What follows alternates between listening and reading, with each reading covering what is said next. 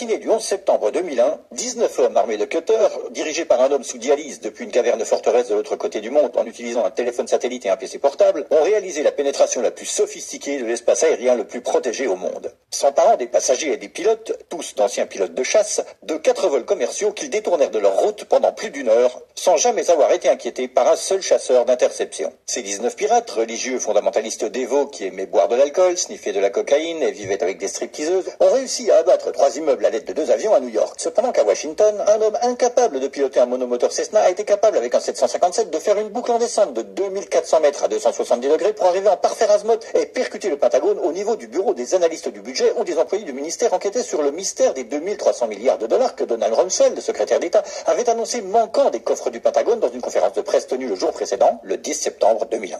Par chance, les médias ont su qu'il avait fait en quelques minutes. Osama Bin Laden. Et les grands pontes en quelques heures. Osama Bin Laden. Les officiels dans la journée. Terrorists who committed these acts and those who harbored them. Et les preuves sont littéralement tombées dans la poche du FBI. The hijacker's passport was found blocks from the World Trade Center crash site, if you can believe that.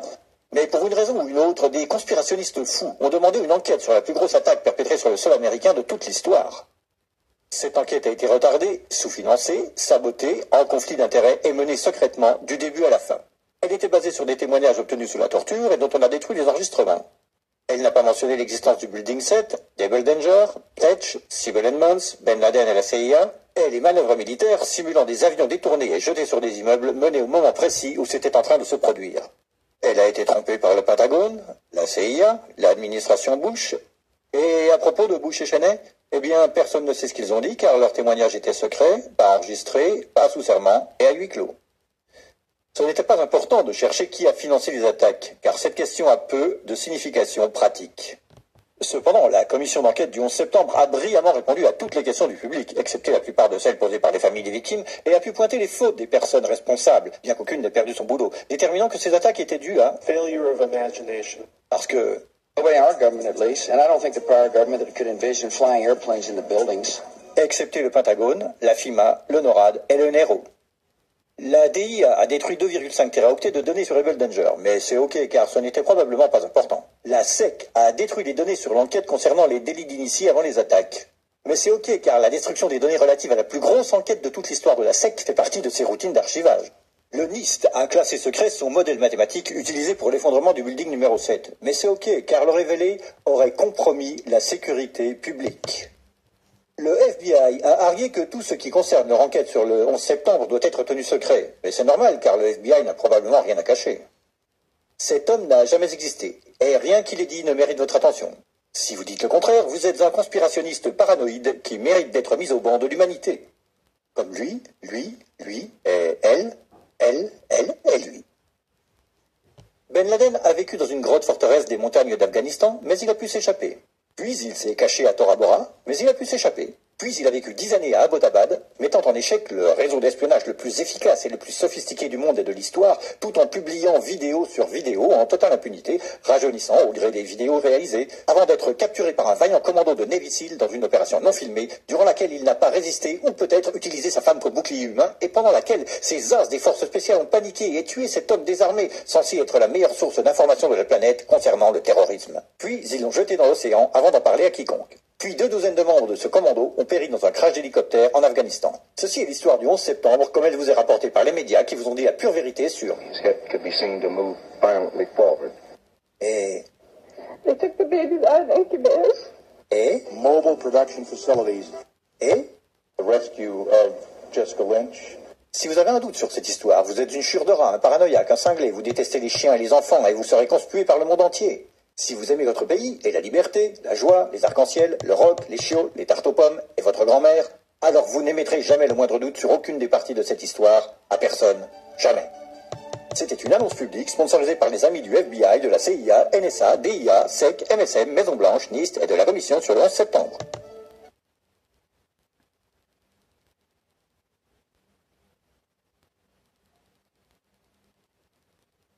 La marcia di oggi a Parigi, che cos'è? È una marcia che ha centrato il problema dopo i fatti tragici che abbiamo dovuto analizzare o che cos'altro? Assolutamente no, questa marcia è una dimostrazione di retorica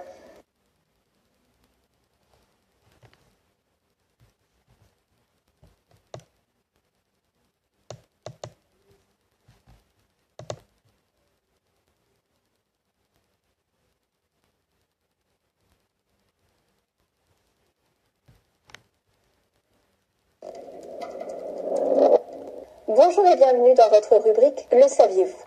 Pendant 2 semaines consécutives, nous consacrerons cette rubrique au sujet des médias.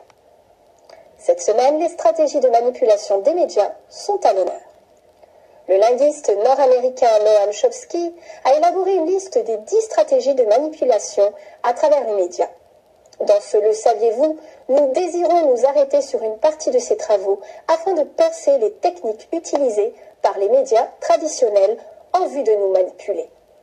Nous vous présentons cette semaine 4 des stratégies évoquées par Noam Chomsky afin de comprendre comment réfléchissent ceux qui sont tapis derrière nos téléviseurs.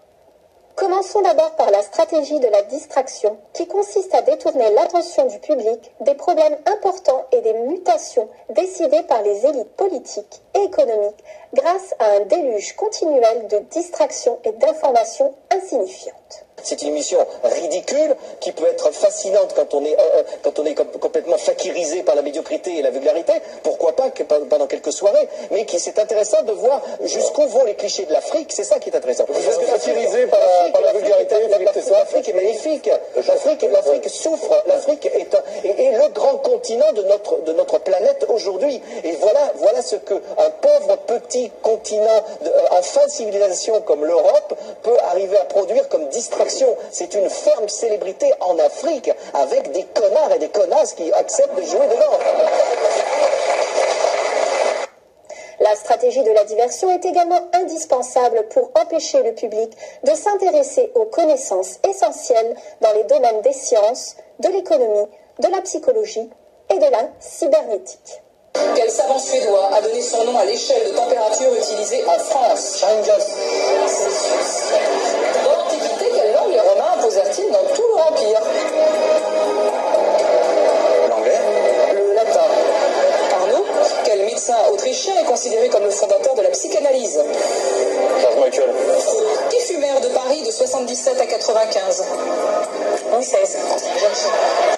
Ensuite vient la seconde stratégie, celle de créer des problèmes, puis offrir des solutions. Cette méthode est aussi appelée problème, réaction, solution. On crée d'abord un problème, une situation prévue pour susciter une certaine réaction du public, afin que celui-ci soit lui-même demandeur des mesures qu'on souhaite lui faire accepter. Prenons un exemple. Laisser se développer la violence urbaine ou organiser des attentats sanglants afin que le public soit demandeur de la loi sécuritaire au détriment des libertés individuelles. Ces 12 caméras seront placées aux endroits stratégiques de la ville courant 2012. C'est une sécurité supplémentaire pour la ville, quand même.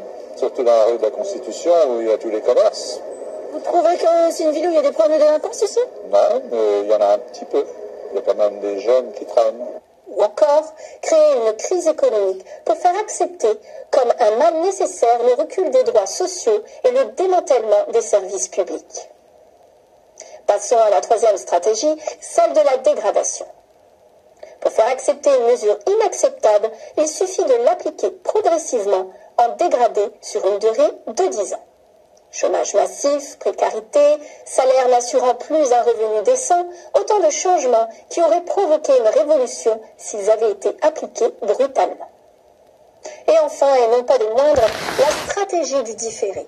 Une autre façon de faire accepter une décision impopulaire est de la présenter comme douloureuse mais nécessaire en obtenant l'accord du public dans le présent pour une application dans le futur. Il est toujours plus facile d'accepter un sacrifice futur qu'un sacrifice immédiat. En définitive, nous pouvons prendre de nombreux exemples sur les actualités que nous proposent les médias et ainsi les coller à ce schéma. Selon Noam Chomsky, les techniques de manipulation de ces médias vont encore plus loin. C'est ce que nous verrons dans un prochain « Le saviez-vous ». Bonjour et bienvenue dans votre rubrique « Le saviez-vous ».